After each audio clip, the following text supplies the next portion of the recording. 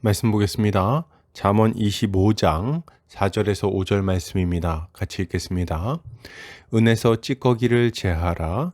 그리하면 장색에 쓸만한 그릇이 나올 것이요. 왕 앞에서 악한 자를 제하라. 그리하면 그의 왕위가 의로 말미암아 견고히 서리라. 아멘. 잠언 25장 4절에서 5절까지 은에서 찌꺼기를 제하듯 왕 앞에서 악한 자를 제하라 라는 제목으로 말씀 보도록 하겠습니다. 신자는 공동체 안에 악한 자들이 자리 잡지 못하게 막아서는 자입니다. 그리고 의로운 자들이 공동체 안에서 선한 영향력을 발휘하도록 힘쓰며 살아가죠. 왜요? 이것이 복된 결과를 가져온다는 것을 잘 알기 때문입니다. 오늘 본문을 통해서 이에 대해 함께 살펴보도록 하겠습니다. 오늘 잠언 기자는 은에서 찌꺼기를 제하라고 명령하면서 그리하면 장색에 쓸만한 그릇이 나올 것이라고 말합니다. 그리고 그와 같이 왕 앞에서 악인을 없애면 그 왕위가 의로 말미암아 견고하게 서게 될 것이라고 말하죠.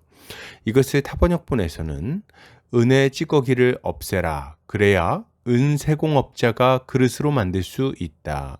왕 앞에서 악인을 없애라. 그러면 그 왕좌가 의로 세워질 수 있다. 라고 번역하고 있습니다.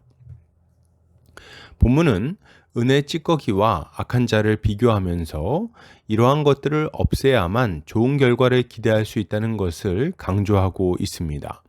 이것은 신자가 공동체를 견고하게 세우기 위해서는 악한 자들을 권징해야 한다는 것을 교훈하는 말씀이라고 할 수 있겠습니다.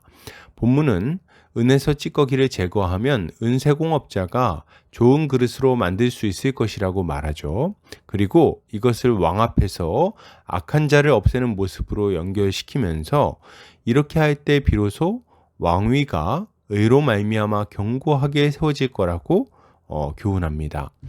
여기서 찌꺼기는 시그라는 단어를 사용하고 있는데 이 단어는 찌꺼기, 불순물 등의 의미를 가지고 있어요. 그리고 악한 자는 라샤라는 단어를 사용하고 있는데 이 단어는 사악한, 죄를 범한 이라는 의미를 가지고 있습니다. 그리고 제거하다는 하가라는 단어가 사용되었는데 이 단어는 옮기다, 제거하다 등의 의미를 가지고 있어요. 그러니까 정리해 보자면 은에서 불순물을 제거하면 좋은 그릇이 나오는 것처럼 왕 앞에서 범죄한 자를 쫓아내면 그의 왕위가 견고하게 세워질 것이라고 말하고 있는 것입니다. 이 본문을 볼 때 가장 먼저 생각해 볼 만한 부분은 찌꺼기를 제거하듯이 악한 자를 제거해야 한다는 부분입니다. 언뜻 생각하면 당연하다는 생각이 들기도 하죠. 그런데 좀 생각해 보면 이해되지 않는 부분이 있습니다. 왜냐하면 교회 안에는 언제든지 죄인들이 있기 때문이죠. 만약 죄인들을 교회 안에서 다 쫓아내야 한다고 말한다면 아마도 목사님부터 어린아이까지 아무도 남아있을 수 없을 거예요.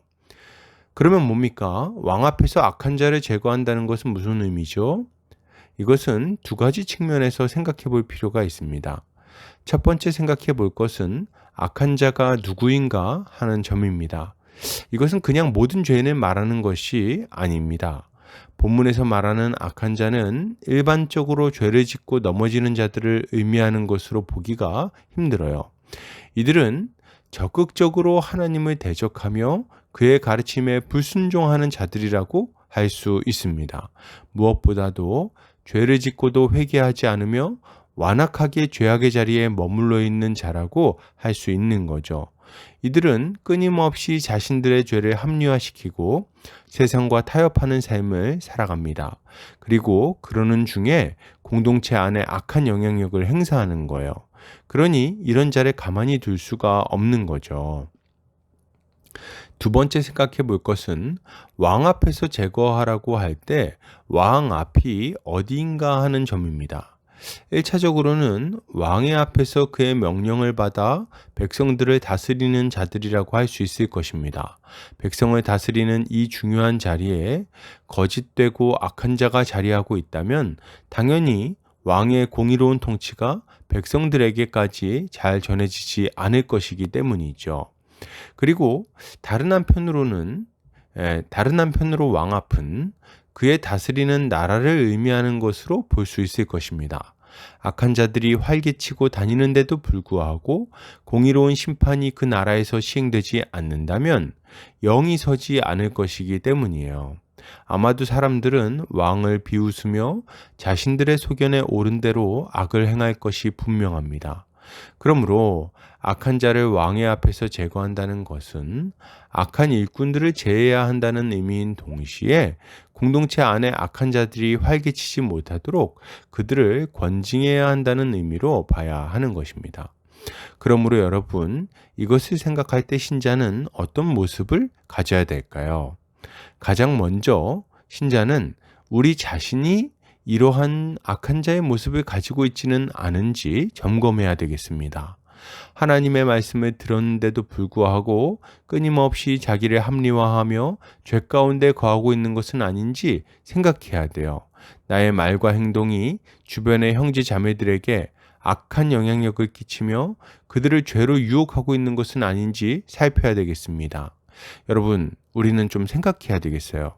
나로 인해 우리 공동체는 선한 삶과 의로운 삶을 향한 열망이 점점 더 커지고 있는지, 아니면 나의 방종함으로 인해 선한 삶에 대한 관심과 의로운 삶에 대한 열심이 점점 약해지고 있는 것은 아닌지, 여러분, 우리는 생각해야 됩니다. 형제들이 나에게 자주 하는 말이 무엇인지를 떠올려 보시기 바라요. 이렇게 말할 수 있겠죠?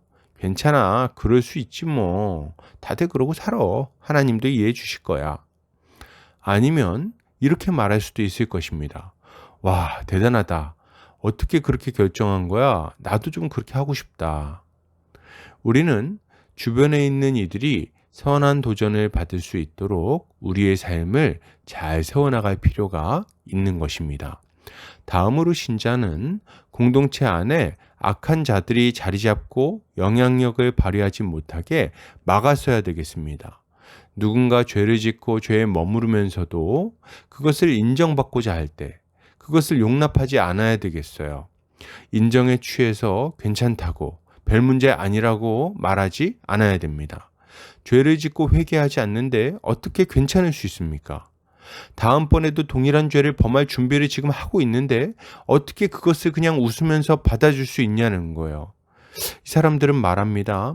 아, 나도 잘못한 거 아는데 어쩌다 보니까 그렇게 됐어. 내 맘 알지? 혹은 내가 잘못했지. 근데 나도 어쩔 수 없어. 네가 좀 봐줘. 물론 연약함으로 인해 넘어지는 형제를 비난할 필요는 없을 것입니다.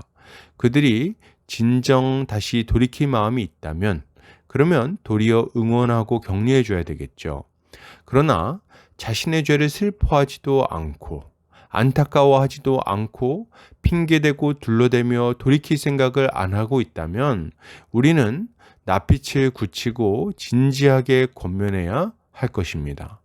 그가 죄의 무서움과 그 결과의 무거움을 생각하고 돌이킬 수 있도록 엄하게 책망해야 된다는 거예요.